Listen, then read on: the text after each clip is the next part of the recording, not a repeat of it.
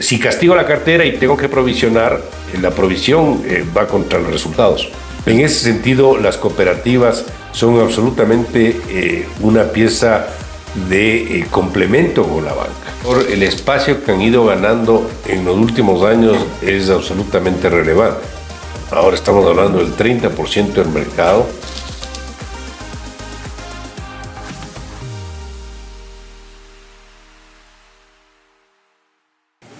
Mauricio, muchas gracias, bienvenido. Empecemos haciendo un análisis de la fotografía del mercado macroeconómico, banca y cooperativas de ahorro y crédito. Entendiendo que sabemos que la banca tradicional tiene su enfoque, pero quiero concentrarme en el tema cooperativas de ahorro y crédito, el rol, el peso fundamental que tiene la cooperativa frente a esos microempresarios, frente al sector que por alguna u otra razón no puede entrar a la banca y que prefiere estas instituciones de la economía popular y solidaria. ¿Qué pasaría con este sector si es que empiezan a perder su capacidad de financiamiento y liquidez? Bueno, la verdad es que una economía sana demanda un sistema financiero sano. En el Ecuador el sistema financiero tiene la parte de los bancos propiamente dichos y las cooperativas de ahorro y crédito. En este último sector, el espacio que han ido ganando en los últimos años es absolutamente relevante. No hace muchos años atrás representaban el 10, el 15, ahora estamos hablando del 30% del mercado. Las cooperativas, tanto midiéndolo a través de los depósitos cuanto a través de la cartera.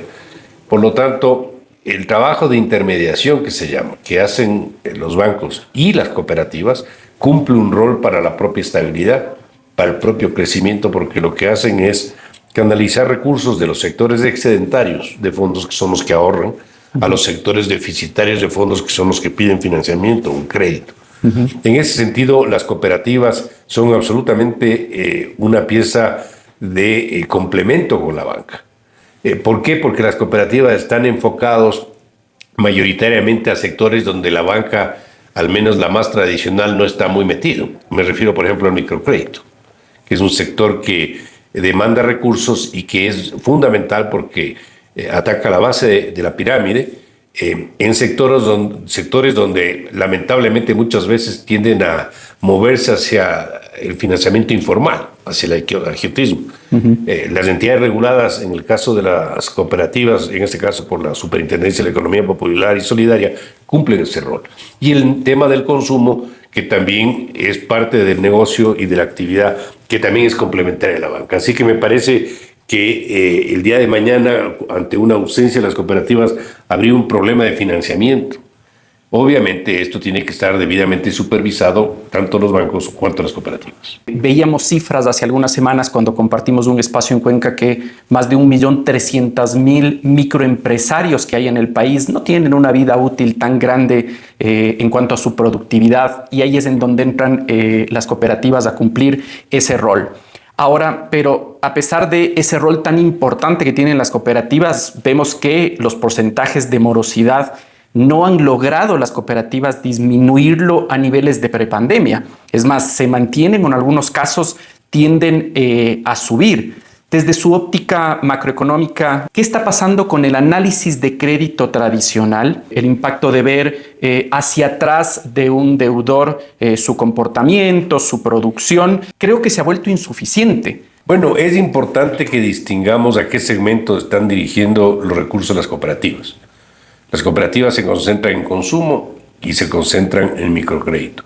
Si nosotros trasladamos eso al sistema financiero, también son tasas de morosidad más altas en consumo y en microcrédito, los que hacen este tipo de financiamiento de estos sectores. Así que esto simplemente lo que hace es evidenciar que el negocio del consumo y el negocio del microcrédito es un negocio más riesgoso. Y es obvio que con riesgo mayor las tasas sean más altas. Ahora, eso no quiere decir que nos debemos contentar porque las tasas estén altas, las tasas de morosidad me refiero, y yo creo que ahí los instrumentos de control tienen que modernizarse, tiene que innovarse. Creo que solamente ver el récord crediticio del cliente no es suficiente. Hay que conocer un poquito más del entorno, el sector donde está, qué actividades tienen más riesgo, menos riesgo, cómo le afecta otro tipo de factores, y sobre esa base introducir mecanismos con la tecnología que ahora existe para que esto pueda funcionar. Obviamente, siempre respetando la ley de protección de datos, porque eso es una normativa donde todos estamos sujetos, pero creo que la tecnología es lo suficientemente dinámica y flexible como para poder ir incorporando nuevos instrumentos que nos permitan ir reduciendo la morosidad, porque la morosidad obviamente no es sano para ningún sector. Perfecto, y me quedo con esto último porque, claro, el buró o los burós tradicionales o este análisis que están ejecutando mira el pasado, pero hoy, por ejemplo, como país tan cambiante en el Ecuador, tenemos estos nuevos shocks externos que nosotros les llamamos, como por ejemplo la inseguridad, las vacunas, factores climáticos y por qué no también incluir dentro de este análisis ahora guerras arancelarias que salen desde los gobiernos, que antes estos deudores eran excelentes pagadores. ¿Cómo estos shocks externos están influyendo hoy en el comportamiento, en la morosidad y en este análisis crediticio? Bueno, hay algunas instituciones de burós de información crediticia que ya están incorporando tecnología de última data, digamos, para poder tratar de introducir o parametrizar estos factores externos que se pueden producir. Simplemente por dar un ejemplo, estamos con un problema de una guerra en Medio Oriente. Eso ha encarecido la transportación en el mundo. Y ciertos productos que el Ecuador importa ahora vienen más caros. Me voy a inventar el ejemplo. Los fertilizantes que utilizan los agricultores, un agricultor pequeño es un microempresario. Ahora le toca pagar más por el mismo fertilizante, resultado de un shock externo donde el señor no tiene nada que ver, pero le está golpeando y le está afectando. Entonces sí hay formas en tecnología de ir incorporando estos factores que se presentan que le pueden afectar la capacidad de pago, por ejemplo, a ese microempresario producto de un origen que está absolutamente fuera de nuestra geografía, pero que igual nos golpea. Entonces yo creería que desde ese punto de vista es fundamental que se vayan sumando todas estas variables externas, shocks internos o externos que inciden en la capacidad de pago de los clientes para tener una lectura, primero, más, yo diría, completa, y segundo, para ir reduciendo el nivel de morosidad, que es algo que preocupa a autoridades y a los propios que forman parte de las instituciones. Financieramente, hablando, Mauricio, ¿qué tan peligroso, no sé si llamarlo así, o ineficiente es para los principales indicadores como un ROE, como un indicador de solvencia de las cooperativas, mantener este modelo que lo podríamos llamar reactivo, en lugar de transferir ese riesgo a través de instrumentos financieros u otros productos? Yo no creo que un administrador financiero, llámese una persona que está tomando decisiones en la banca o en una cooperativa, tenga que esperar que ocurran los hechos para recién ahí actuar. Tiene que adelantarse a las circunstancias, tiene que ser dinámico, tiene que ser proactivo, si vale la palabra. Los esquemas de mercado que tenemos en las finanzas, como vender la cartera, como castigar la cartera, son instrumentos sobre la marcha, pongámoslo así, ex post al problema que se presenta, pero no está resolviendo el problema. Porque yo puedo mejorar el indicador de morosidad vendiendo la cartera. ¿Ya? Si castigo la cartera y tengo que provisionar, la provisión va contra los resultados. Es decir, no podemos esconder con un dedo el sol. Tenemos que ver el bosque y no unos pocos árboles. Y desde ese punto de vista hay que diseñar mecanismos que al tiempo de ilustrar realmente la realidad, porque si yo voy vendiendo cartera y castigando cartera, algún rato voy a terminar con una institución mucho más pequeña y con menos capacidad de financiamiento. Creo que por ahí no va el tema. Creo que hay que adelantarse a los hechos con los instrumentos tecnológicos que creo que se empiezan a diseñar y que en algunas instituciones ya están empezando a aplicarse. Ahí radica un poco el cambio de paradigma que estamos nosotros proponiendo con nuestros productos, como por ejemplo nuestro producto Socorro a tu Bolsillo, que viene a ser una solución más integral que la tradicional, es decir, llegando a cubrir a estos microempresarios ante quiebras de negocio, ante shocks externos, disminuciones de ingresos. Y claro, ahí radica tal vez la importancia de un programa que llegue a cubrir entre 6 y 7 cuotas de un crédito si es que el socio pierde su empleo, si es que el socio quiebra su negocio por estos shocks externos. ¿Cómo transformaría esta garantía de un producto de estas características al flujo de caja de la cooperativa y a la estructura financiera de una cooperativa pensando en sostenibilidad del negocio? Estos son instrumentos que sin duda alguna influyen positivamente en los indicadores de las instituciones, de las cooperativas en este caso. Les genera una suerte de escudo, tal vez no total, pero les ayuda en términos de la morosidad, por ejemplo, les ayuda en términos del flujo de caja. La liquidez en cualquier institución financiera es fundamental y eso es algo positivo. Les da más seguridad para el otorgamiento de las operaciones de crédito y eso es todo favorable. Lo que creo que es importante que tengamos todos presentes es que no existirán instrumentos absolutamente completos. Estos son instrumentos que tienen que acompañarse con la propia gestión de la institución. Las instituciones tienen que ser manejadas profesionalmente, técnicamente, con los mayores niveles de control posibles, inclusive para potenciar estos mismos instrumentos, porque podemos tener un gran instrumento, pero de alguna manera mal gestionado y los resultados probablemente no van a llegar. Así que yo creo que estos son formas de tecnología y de incorporación de herramientas financieras útiles, son, creo yo, muy eficientes para mejorar la situación, pero las instituciones también tienen que mejorar su gestión y su manejo técnico de la entidad. Cuando este esquema financiero avanzado como el socorro a tu bolsillo o componentes que nosotros les llamamos plus, que tienden a cubrir estas quiebras, las caídas abruptas de ingresos, es decir, una persona no está cerrando su negocio, pero por los shocks empieza a tener disminuciones de ingresos o inclusive calamidades que son parte del día a día de los socios de las cooperativas.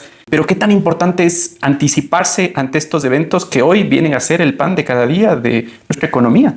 Bueno, un administrador bancario, un administrador de una entidad financiera no puede estar observando cómo pasan los cadáveres frente a la casa. O sea, tiene que anticiparse, tiene que actuar de manera, como dijimos, proactiva, dinámica y utilizando la mayor cantidad de instrumental que esté a su disposición.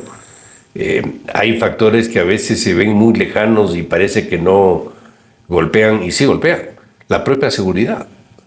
La seguridad ha volcado a que todas las instituciones chiquitas y grandes, empresas, empiecen a gastar más en formas de protección frente a la delincuencia.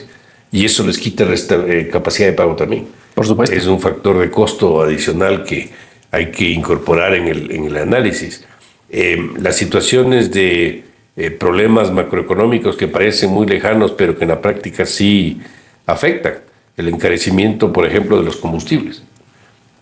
La logística se encarece. Y estos son elementos que tienen que considerarse. Yo creo que el administrador tiene que ver todo eso. Y obviamente, en función de esos shocks inesperados, porque es la realidad, incorporar los instrumentos que le permitan manejar el shock de mejor forma ante un instrumental financiero que le ayude a la anticipación de los problemas. Como complemento a esta parte, estas guerras arancelarias que impactan probablemente en temas de frontera nada más, pero creo que el impacto es mayoritario.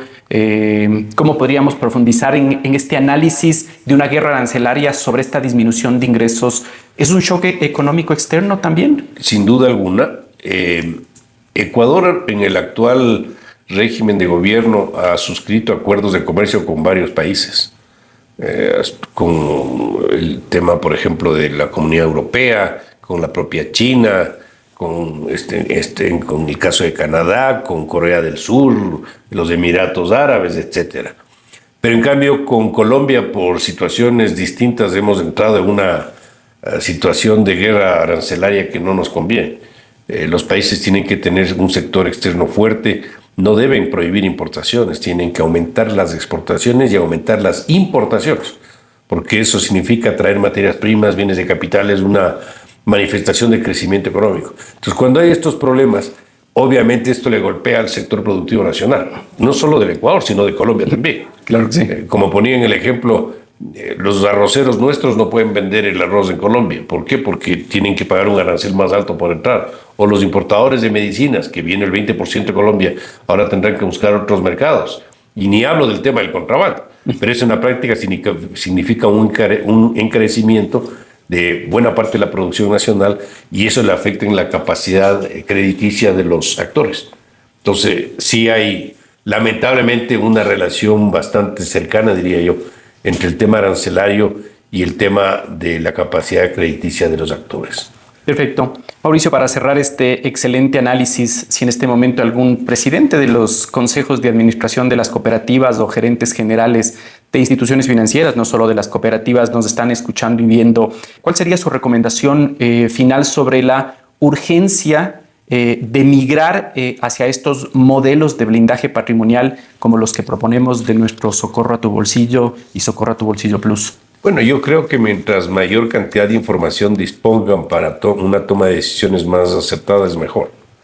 Tienen que estar mirando el mercado, tienen que estar mirando el entorno y desde el punto de vista ya de la institución, utilizar todos los instrumentos que tengan a su mano para mejorar la gestión, como los que se han diseñado, y de esta manera pues aminorar los riesgos, la liquidez fundamental en cualquier institución financiera, la calidad de la cartera de igual forma, la sostenibilidad de los clientes, es decir, que no sean clientes volátiles que están un tiempo y después ya salen, pero para todo eso hay que tomar acción. Y yo creo que este tipo de instrumentos y la lectura más rigurosa del entorno va a ayudar a mejores resultados.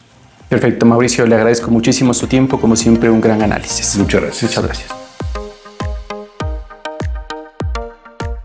InMedical, innovación en expansión.